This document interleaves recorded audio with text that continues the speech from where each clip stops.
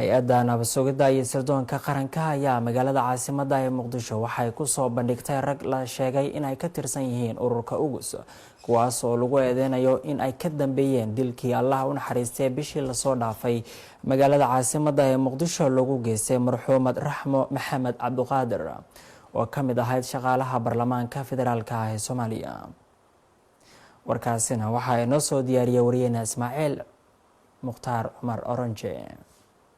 silsilada howlgalla ah oo ay qaadeen ciidamada hay-adda NISA ayaa lagu soo qabqabtay rag ka tirsan maleeshiyaadka ururka gumaadka ummadda Soomaaliyeed ee ugus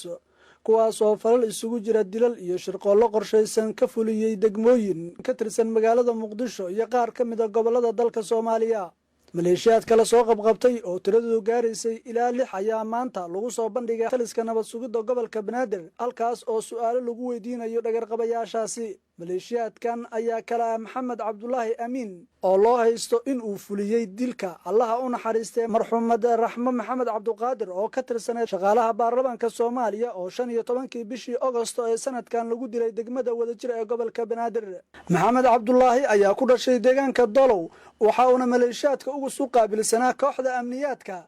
hase yeeshee maalmo ka hor waxa uu ka soo galay degmada Barawe ee gobolka Shabeellaha Hoose waxaana la soo qabtay dhagarqabo kale oo lagu magacaabo Cali Cabdullaahi Shuuriye kaas oo markii hay'adaha ammaanka ay baaritaano ku sameeyeen qirtay inuu ka tirsanaa ururka gumaadka ummadda Soomaaliyeed ee ugus.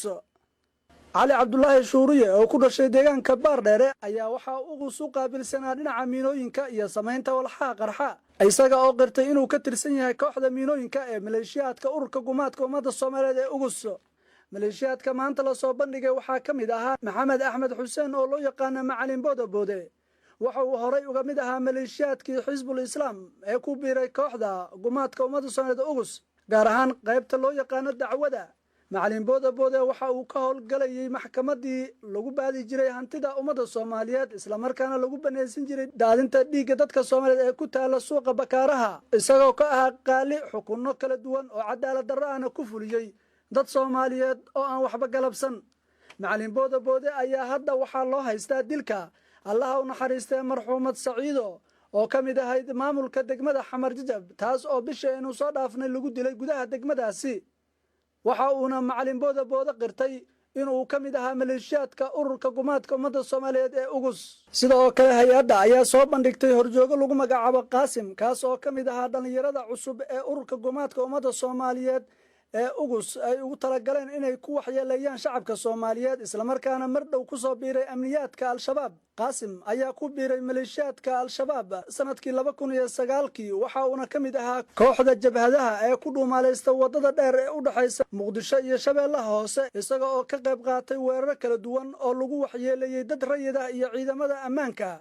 horjoogahan ayaa hadda loo soo bedelay magaalada Muqdisho wuxuuna ka mid yahay amniyaadka maleeshiyaadka ugus.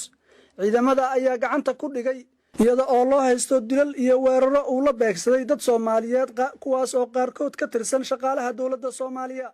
Ismaaciil Mukhtaar Umar, telefishinka qaranka Soomaaliyeed, Muqdisho.